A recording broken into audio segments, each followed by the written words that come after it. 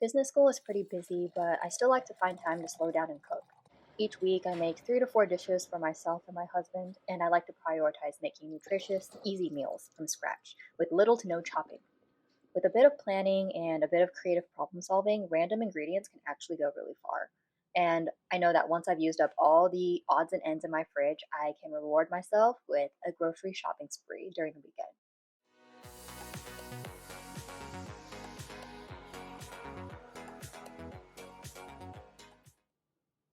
So, first, let's talk breakfast. I need something fast and tasty, and it definitely helps if I can grab it and take it on the go. After all, discussion group starts at like 8 a.m., though we usually push hours to 8:30. Shh.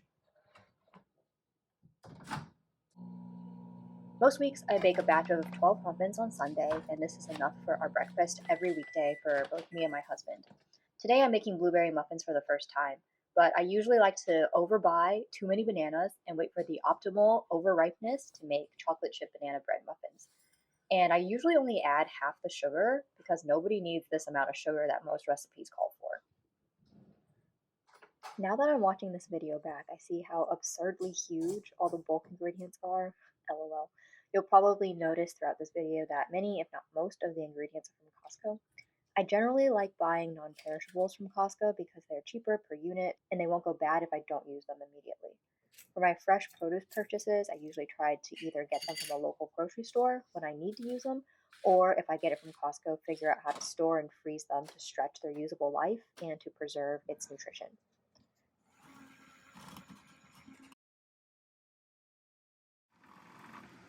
I especially like Costco's frozen blueberries. Oh, oops, runaway blueberry here. This muffin tin, it's from Target, and I love it because it has a corresponding lid so I can store and transport the muffins and sometimes cupcakes directly in the tin. It took me a while to find this, but it's honestly so game changing.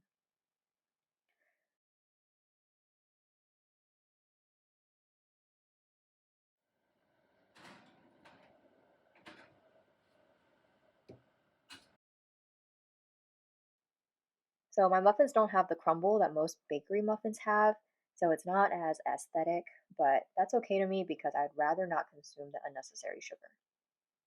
It's all about optimizing for health, convenience, and taste. And muffins, as always, are amazing with tea. So moving on, pasta is a staple. I normally make my pasta vegetarian, and since the sauce is so flavorful, I usually don't miss the meatballs at all. Normally, I use sweet onions, but today the green onions are on their last legs, so I need to use them before they go bad. I'll throw them in with some sweet onion, using the white parts now and saving the tops for later when I figure out what to do with them.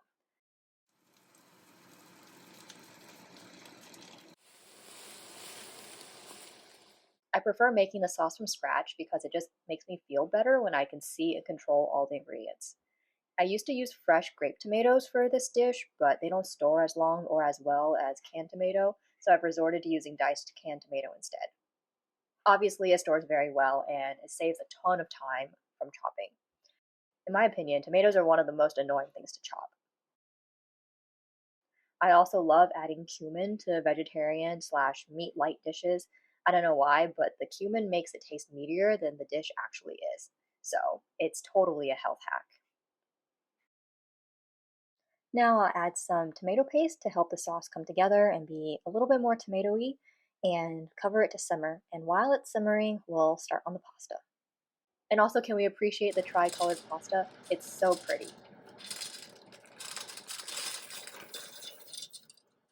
Of course, we'll add in some salt, and I add boiling water from my electric kettle. I feel like the electric kettle just does a better and quicker job of boiling water, so I don't have to wait forever waiting for the water to boil on the stove.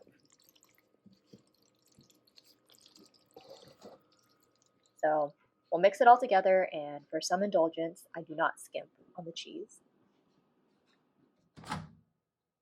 This next meal might be considered girl dinner, but I ate it a ton during undergrad.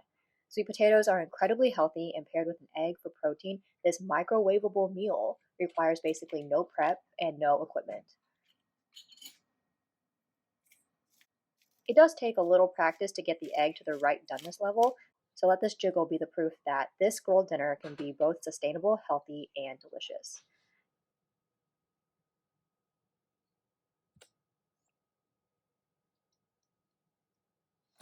And remember those green onions? I'll sprinkle a few of those on there as well.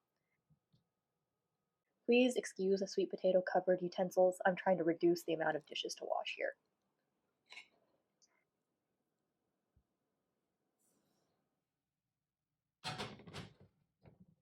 And some days are all about the leftovers. Recently, we had Chipotle at our small group, and there were leftovers. Also, remember these green onions? Well, I plan on using those too. My mom used to make me these omelets with chives, but I don't have chives, and these green onions are going to go bad, so they need to get used up.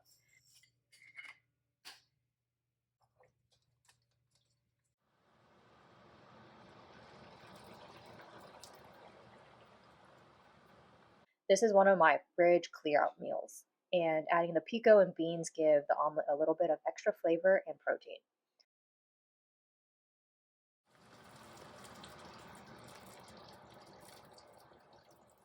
I think part of the fun of cooking is trying to stretch ingredients that may not seem like much into actually really delicious and healthy meals.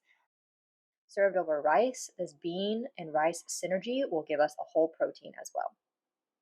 And then I'll top it with the corn pico and the chicken, and it's delicious and easy. I was able to whip this together during my lunch break between classes and still have time to spare.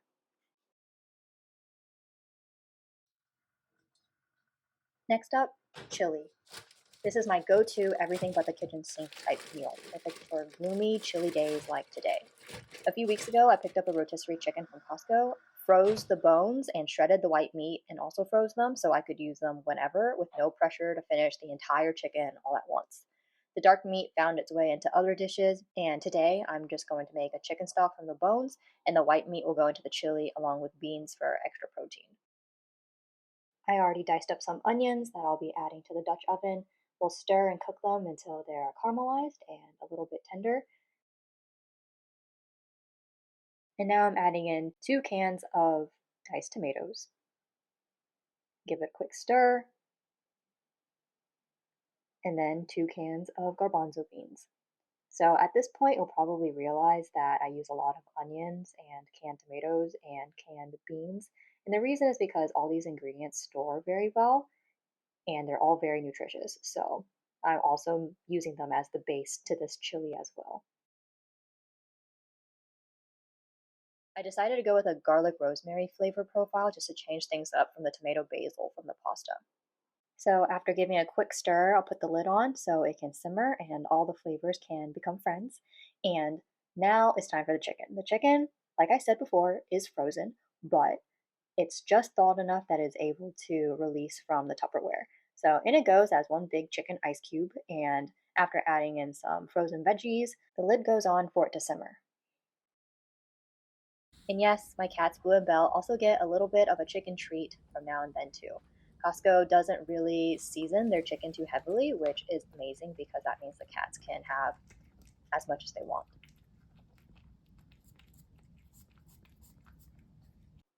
So, why cook at home? Isn't there an opportunity cost for the time spent cooking versus going out and do other things? Well, first, it's way more accessible to cook at home. HBS is in Alston, and the food scene here pretty much a black hole besides Trader Joe's and the campus dining hall. Options are not super walkable, especially between classes. So eating at home is really just the most convenient choice. And then second, the cost.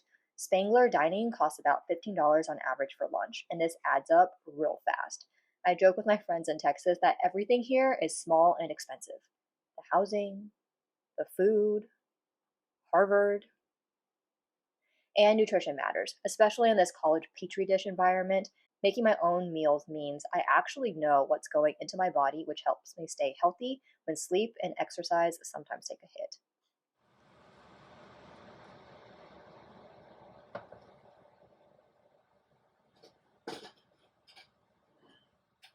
And of course, each week is a little bit different depending on what's in my fridge or what I'm craving. As the weather cools down, I'm excited to make heartier comfort foods that still keep me feeling good.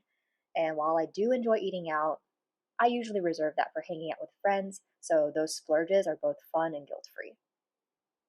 Hopefully, you enjoyed watching me prep these meals, and if you're also strapped for time, please take inspiration from these dishes. If you enjoyed watching, please consider liking and subscribing. Until next time! Bye, guys.